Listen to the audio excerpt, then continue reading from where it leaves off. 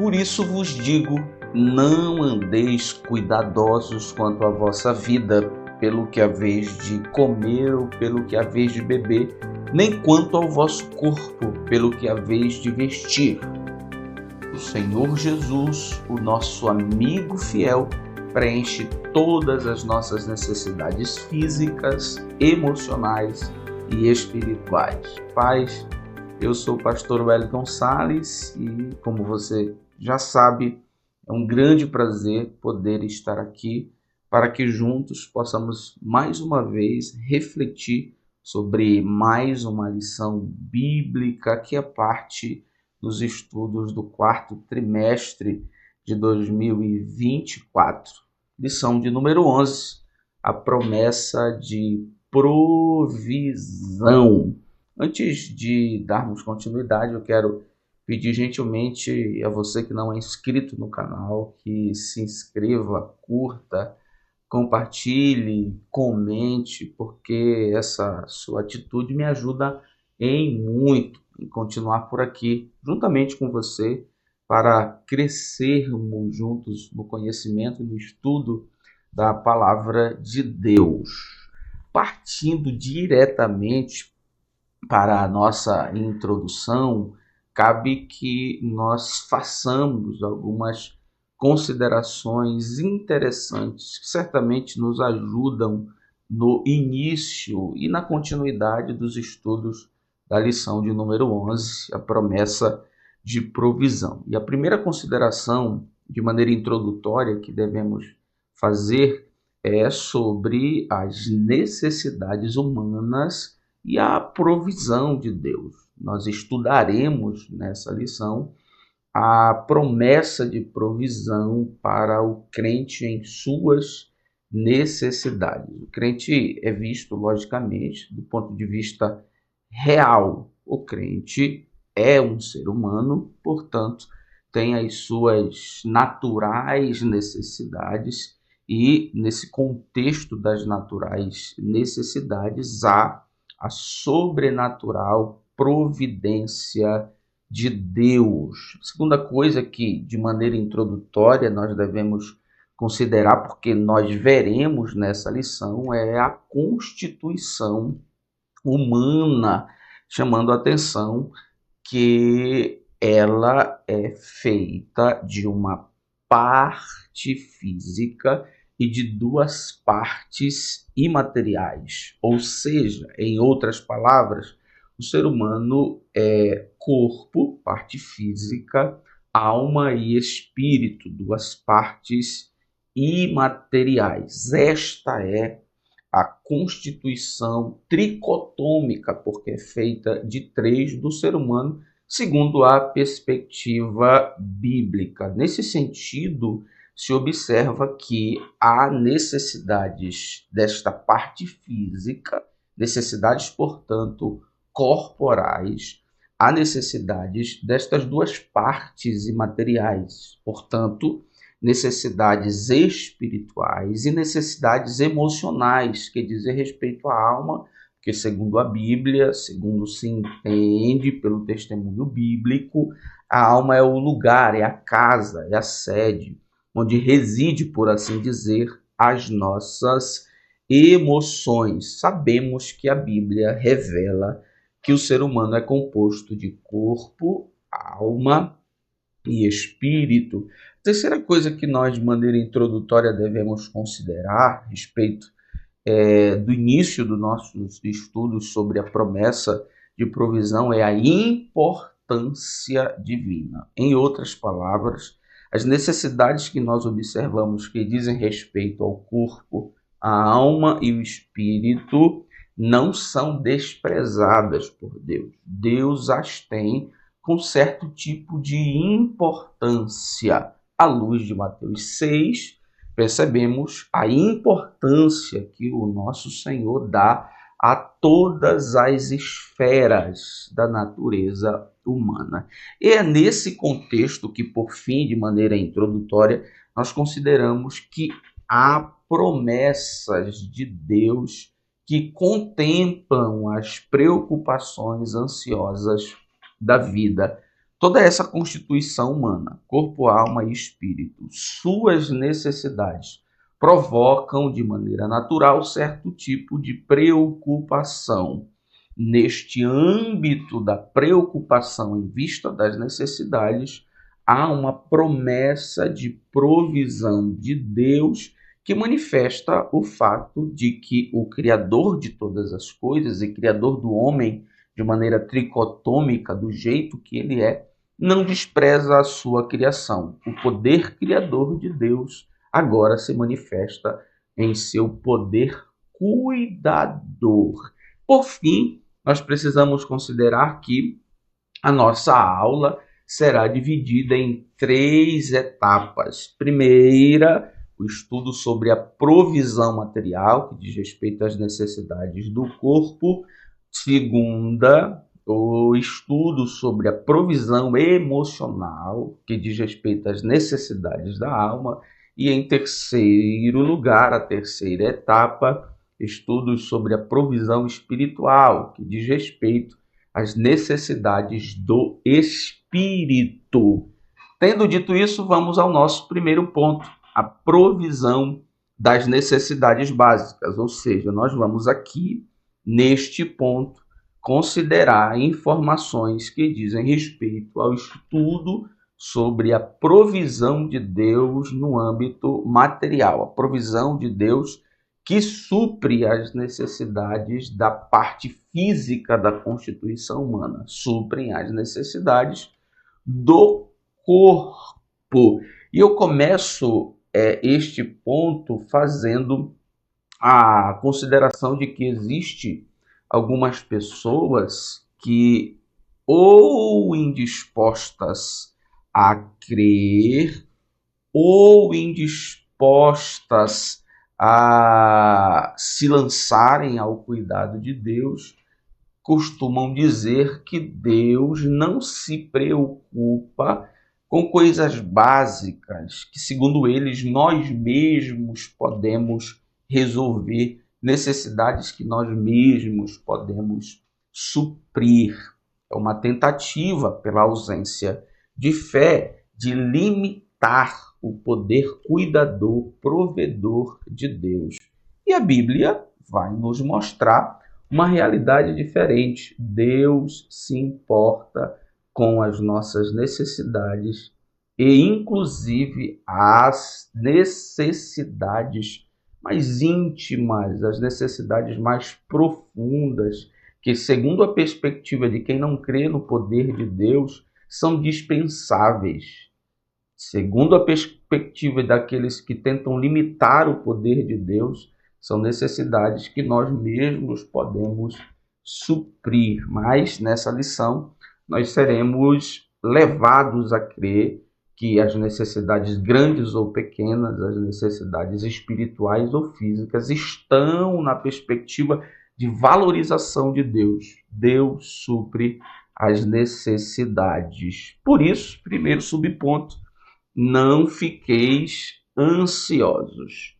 No Sermão do Monte, capítulo 6 do Evangelho de Mateus, o Senhor Jesus ensina sobre esmolas, oração, jejum, dentre outros temas. Eu quero ficar um momento aqui, por assim dizer, na consideração de que no capítulo de número 6, Jesus ensina sobre esmolas, oração, jejum, entre outros, porque neste ensino de Jesus sobre este tema, ele vai deixar claro uma verdade, um princípio que será fundamental para a crença na provisão de Deus das necessidades básicas.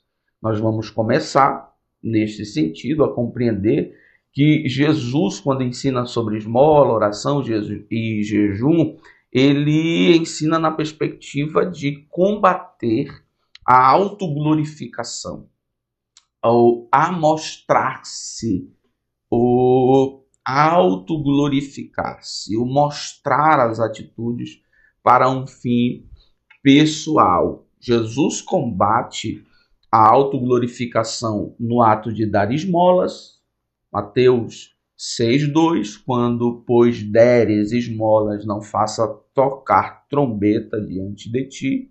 Jesus combate a autoglorificação na oração, e quando orares, não sejais como os hipócritas, pois se comprazem em orar em pé nas sinagogas. Não é pecado orar em pé, mas orar em pé ali era uma cena teatral para a autoglorificação, com o objetivo, como o próprio versículo 5 diz, no capítulo 6, de serem vistos. Jesus combate a autoglorificação no jejum, e quando jejuardes, não vos mostrei contristados como os hipócritas. Capítulo de número 6, versículo de número 14.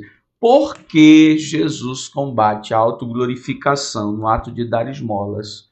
Por que Jesus combate a autoglorificação no ato da oração? Por que Jesus combate a autoglorificação no ato de jejum? Jesus combate a autoglorificação nessas atitudes com base em um princípio. Qual? Deus, o Pai, vê e recompensa. Não é preciso se amostrar no ato de dar esmola, porque o Pai vê e recompensa. Não é preciso se amostrar no ato da oração, porque Deus, o Pai, vê e recompensa a oração que é feita secretamente. Não é necessário se amostrar no ato de jejum, porque o Deus Pai vê e recompensa. Ou seja, sobre dar esmolas, Deus vê e recompensa. Sobre a oração, Deus vê e recompensa. Sobre o jejum, Deus vê e recompensa. Sobre a oração, o evangelista Mateus diz o seguinte: teu pai que te vê em secreto.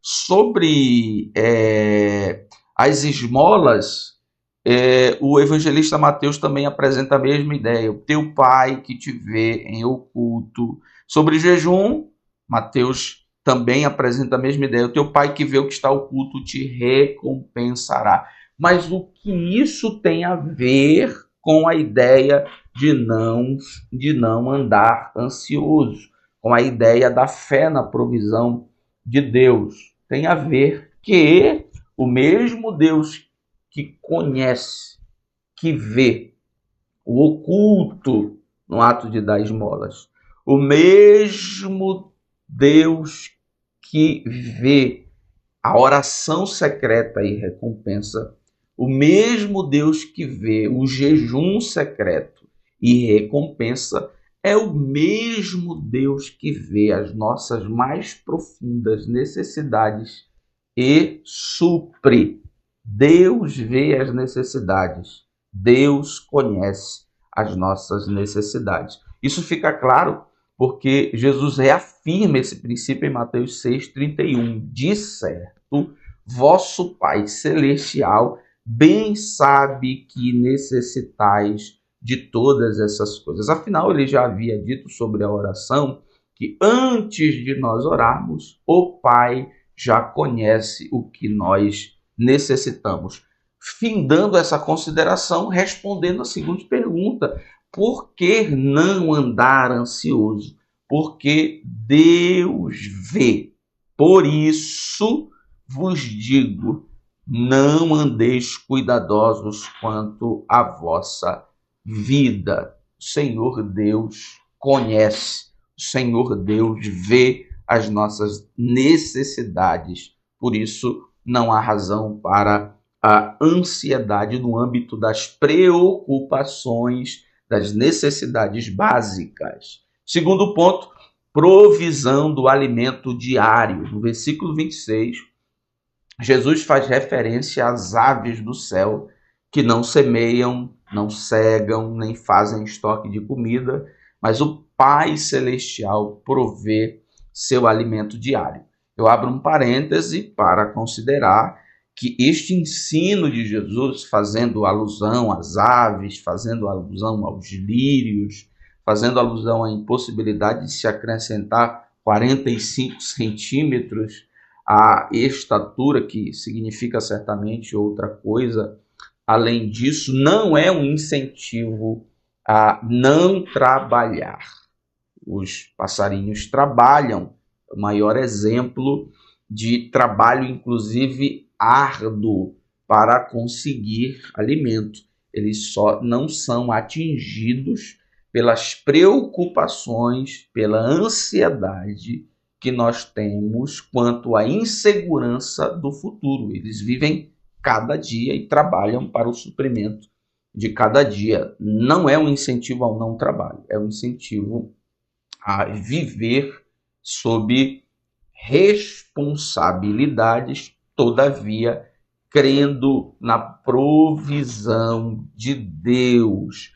É aqui que nós vamos perceber, na perspectiva de entendimento da provisão do alimento diário, a apresentação de um princípio muito interessante no ensino de Jesus, que é o que eu chamo de princípio do valor.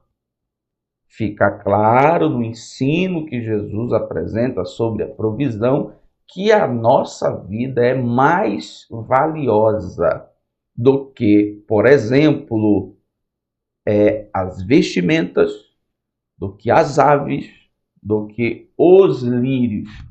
Se Deus cuida de coisas menos valiosas, ainda mais cuidará das nossas vidas. Onde é que isso, ou como isso fica claro no ensino registrado por Mateus?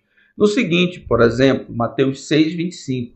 Não é a vida mais do que o mantimento do corpo e o corpo mais do que a vestimenta? Princípio de valor. No termo mais do que, mais do que. Isso fica claro, por exemplo, em Mateus 6:26. Não tendes vós muito mais valor do que elas? Isso fica claro em Mateus 6:30. Não vos vestirá muito mais a vós? Então, quando nós nos dispomos a estudar sobre a provisão de Deus para as necessidades diárias, nós precisamos descansar, estar contentes sob a certeza de que as nossas necessidades mais básicas, que dizem respeito ao nosso corpo e à nossa existência, não são desprezíveis aos olhos de Deus, mas são valiosas, estão em alta conta. Por isso mesmo, Deus, com seu poder, providencia o que nós necessitamos. Não é a vida mais do que, não é o corpo mais do que, não tem de vós muito mais valor do que, não vos vestirá muito mais a vós. Essa belíssima imagem das aves do céu, bíblica, nos lembra que se Deus olha para os animais, uma categoria inferior ao ser humano, temos a certeza de que Ele olha, cuida e se relaciona com as pessoas. A provisão do alimento diário está ancorada na importância que Deus dá às nossas necessidades. Terceiro subponto, provisão da vestimenta. Da mesma forma, nos versículos 28 e 30, o Senhor Jesus faz uma referência aos lírios dos campos que não compram nem produzem suas roupas, mas o Pai Celestial os veste de maneira bela. Deus se, entre aspas, preocupando, valorizando, tendo em alta conta uma necessidade aparentemente desprezível que diz respeito ao que nós vestimos. Mas a ideia da preocupação de Deus, da provisão do que nós vestimos, está para além do que vestimos, mas para aquilo que expressa o que vestimos. Ou seja, em outras palavras, Deus, na provisão do que vestimos, está interessado na preservação da nossa dignidade. O que vestimos expressa muito do que somos. O que vestimos expressa aquilo que queremos comunicar, e isto está relacionado à nossa personalidade. Isso está relacionado à nossa dignidade do ponto de vista da moralidade ou não? Como é que isso fica claro? É quando nós somos lembrados de que os lírios do campo são vestidos por Deus e a sua beleza excede a beleza de Salomão. Ou seja, a vestimenta do lírio do campo expressa alguma coisa, beleza. Quando isso fica claro? Quando Jesus expõe as vestimentas de Salomão e aquilo que elas expressam. Nem Salomão, em toda a sua glória, se vestiu como os lírios, ou seja, expressão de dignidade. Deus promete provisão para as nossas vestimentas, no contexto das necessidades de preservação e de expressão da dignidade do corpo. Não é apenas dar a roupa, é dar a roupa para a preservação, para o cuidado da dignidade do corpo. Deus faz os lírios bonitos com aquilo com o qual ele os veste. Deus compara os lírios com a glória de Salomão, e a glória de Salomão é expressa por aquilo que ele veste. Portanto, o Senhor Deus é o que está compromissado a suprir as necessidades básicas. Essas necessidades dizem respeito ao corpo humano. Segundo ponto, a provisão das necessidades emocionais. É lógico que aqui nós vamos dar atenção às necessidades da alma e estabelecendo de pronto uma verdade, que a preocupação, a ansiedade é oposta ao sentimento que a Bíblia aponta que devemos ter, que é o de contentamento. Saber que nós, em qualquer circunstância, estamos vivendo com o que Deus nos deu, e isso é razão para estarmos quietos, na certeza de que em qualquer circunstância o Senhor é o nosso sustento. E o contentamento, que é o oposto da perturbação ansiosa, que é o oposto da perturbação que desorganiza a vida, se estabelece na perspectiva de que Deus é dono de tudo, Deus governa tudo e Deus fornece tudo. E isso fica claro na oração que Jesus ensina para os seus discípulos no capítulo de número 6. O capítulo de número 6 apresenta-se o fato de que Deus é o dono de tudo, teu é o reino. Capítulo de número 6, na oração do Pai Nosso, fica claro que Deus governa tudo. Seja feita a vossa vontade, assim na terra como no céu. No capítulo de número 6, na oração do Pai Nosso, fica claro que também Deus fornece tudo. O pão nosso de cada dia dai-nos hoje. Então percebam que ao lado da tentação, da preocupação, da ansiedade perturbadora, está o desafio bíblico para o ser humano de estar contente em qualquer circunstância, na certeza de que Deus é o dono de tudo, de que Deus governa tudo e que Deus fornece tudo. Primeiro subponto, somos seres integrais, ou seja, somos corpo, alma e espírito.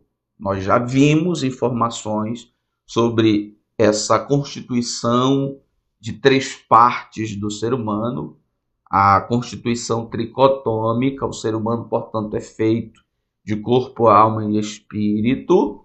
Nós já consideramos que as necessidades do ser humano, elas estão presentes, eu diria assim, exatamente nessas três partes: necessidades físicas do corpo, necessidades emocionais da alma e necessidades espirituais que dizem respeito ao espírito. Mas ao lado disso, nós precisamos considerar também a responsabilidade humana. Assim sendo, o que se passa na alma reflete no corpo. Por isso, a mordomia da alma é indispensável para o nosso bem-estar completo. Ao lado da preocupação com a saúde física, está a responsabilidade com a saúde emocional.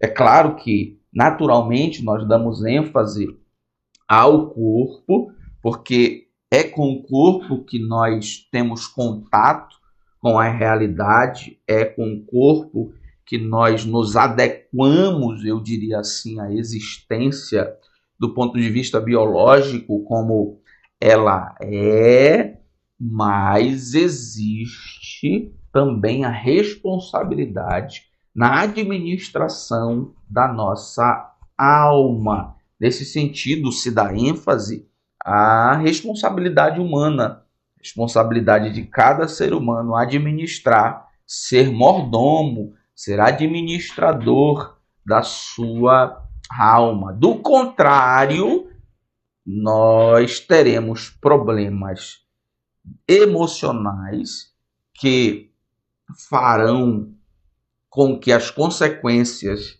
desses problemas sejam manifestas no corpo e, naturalmente, como avanço desse problema, nós teremos os problemas relacionais, problemas com as pessoas. Por isso, além de qualquer coisa, e ao lado da ideia de que Deus provê, que Deus cuida, está uma profunda consciência também bíblica da nossa responsabilidade de cuidado com a nossa alma, cuidado com as nossas emoções. Afinal, somos seres integrais e precisamos ser responsáveis com o cuidado do corpo, da alma e do espírito. Segundo subponto, ansiedade no mundo. Quando, no capítulo 6, Jesus muda o tema do discurso para bens materiais, ele põe o coração do homem no centro do que ele expressa. Jesus vinha falando de práticas religiosas, combatendo, como nós já vimos, a autoglorificação. Jesus muda o tema no discurso e aborda a ideia de relacionamento correto com os bens materiais. Quando ele faz isso, ele introduz o tema coração. Ele introduz a ideia das emoções. Isso fica claro em Mateus 6:21, porque onde estiver o vosso coração, aí estará também. Onde estiver o vosso tesouro, aí também estará o vosso coração. Quando Jesus introduz o coração, logicamente, como simbolicamente o lugar das emoções, ele começa a tratar sobre aquilo que se passa no coração, aquilo que na perspectiva bíblica está na nossa alma, que são os sentimentos. Por isso nós vamos ver no versículo 25 Jesus dizer: não andeis ansiosos, cuidadosos. No versículo de número 27, e qual de vós poderá com todos os seus cuidados, preocupações, ansiedades. Versículo 28, e quanto ao vestuário, porque andeis solícitos, preocupação, ansiedade. No versículo 31, não andeis inquietos, é uma consequência da ansiedade. Versículo 34, não vos inquieteis. Quando Jesus fala de necessidades, quando Jesus fala de bens materiais, ele coloca o coração como centro do debate, como protagonista disso, porque ele sabe que as necessidades materiais e emocionais que nos envolvem são capazes de atingir as nossas emoções e causar alguns problemas, e esta não é a vontade de Deus. Se Jesus, no seu tempo, já falava de demandas, eu diria assim, emocionais, de demandas que dizem respeito à alma, muito mais agora. O que Jesus disse no seu contexto é muito mais aplicável no nosso tempo, em que os números de problemas emocionais são assustadores. Os números de problemas emocionais, de maneira muito veloz e assustadora, crescem repentinamente. O transtorno de ansiedade, bem como os outros transtornos mentais, atinge cerca de 300 milhões de pessoas no mundo. O Brasil lidera o ranking mundial de ansiedade, pois ela afeta cerca de 18,6 milhões de pessoas, conforme os dados do Instituto Pan-Americano. Mas, para além de considerarmos uma realidade presente nos tempos de Jesus e no nosso tempo, nós precisamos agradecer a Deus, porque há uma preocupação divina com as nossas emoções e também nos assegurar do poder daquilo que Jesus disse, que atravessa o tempo e ainda se aplica às nossas realidades. Terceiro subponto, a solução para a ansiedade. E a solução para a ansiedade passa pela responsabilidade, orientação bíblica e fé na cura divina. Solução para a ansiedade passa pela ideia da responsabilidade pessoal.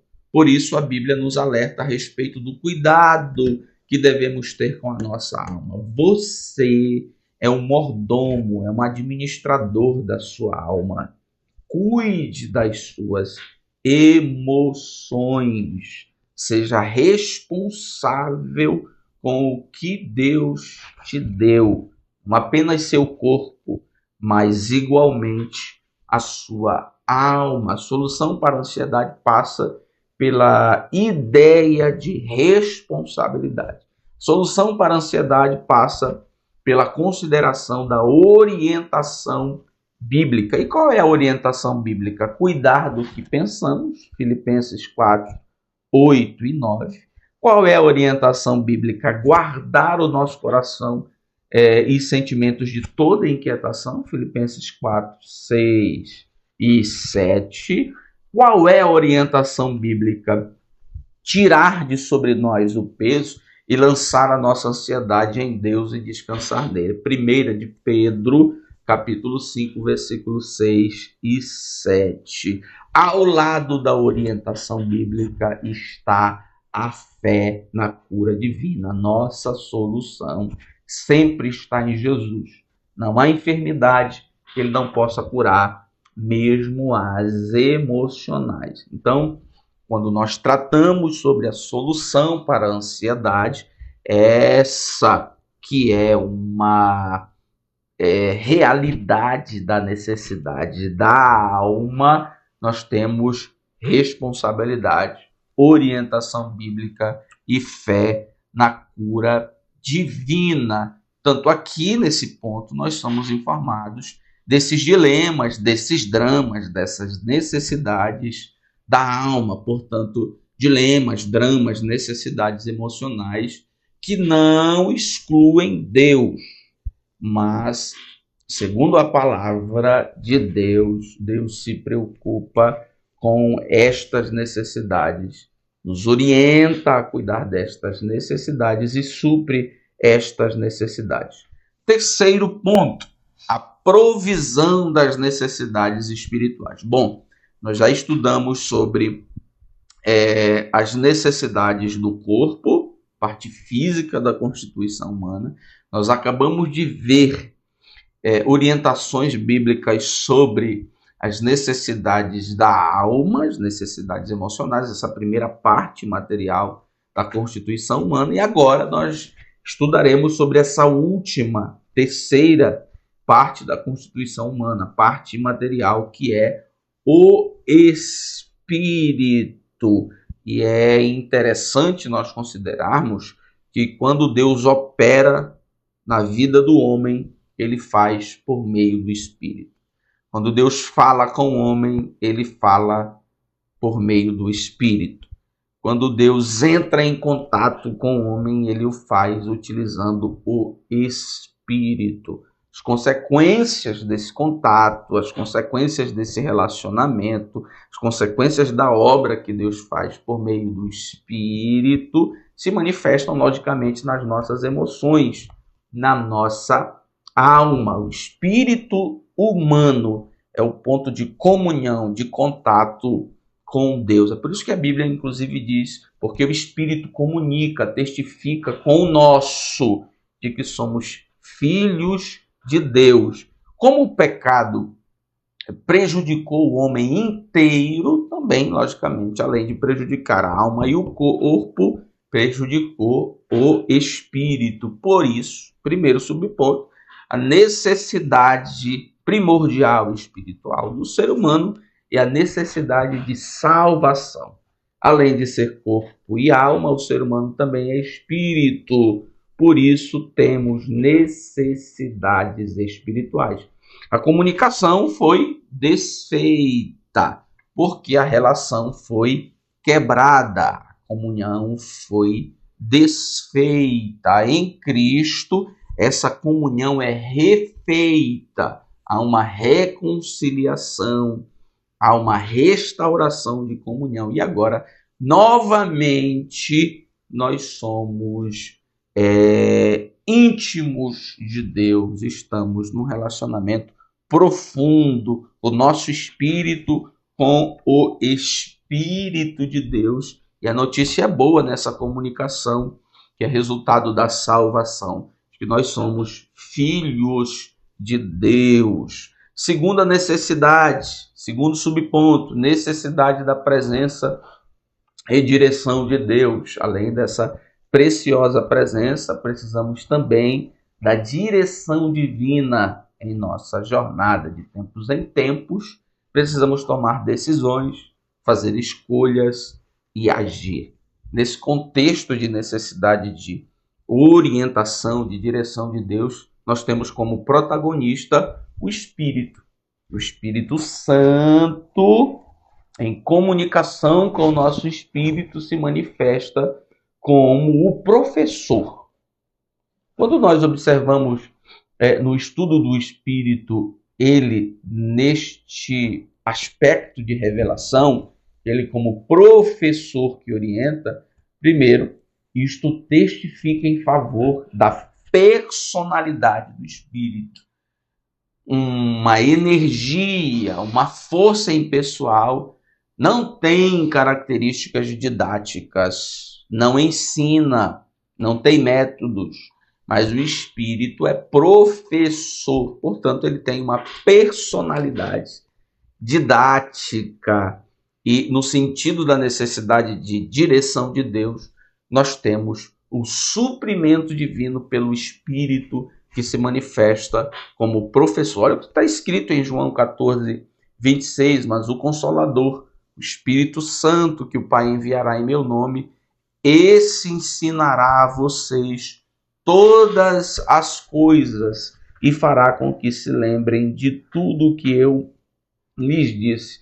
Eu acho interessante que é no livro de Atos dos Apóstolos que nós vemos a ação do Espírito como orientador, como professor. Por exemplo, na experiência da igreja em Antioquia, há uma clara manifestação didática, diretiva do Espírito, dizendo: escolhei para mim a Paulo e a Barnabé para a obra que os tenho chamado. Nós vemos, por exemplo, na experiência de Filipe, em Atos 8, o Espírito dizendo para Filipe, orientando a Filipe a correr e alcançar o carro do eunuco etíope. E nós temos a famosíssima experiência de Paulo em Atos 16, em que o Espírito impede o apóstolo Paulo por duas ocasiões de que ele fosse pregar onde ele intentava, onde ele desejava ir pregar, e em uma noite a revelação de que Paulo deveria ir para a Macedônia. O Espírito de Deus é direcionador.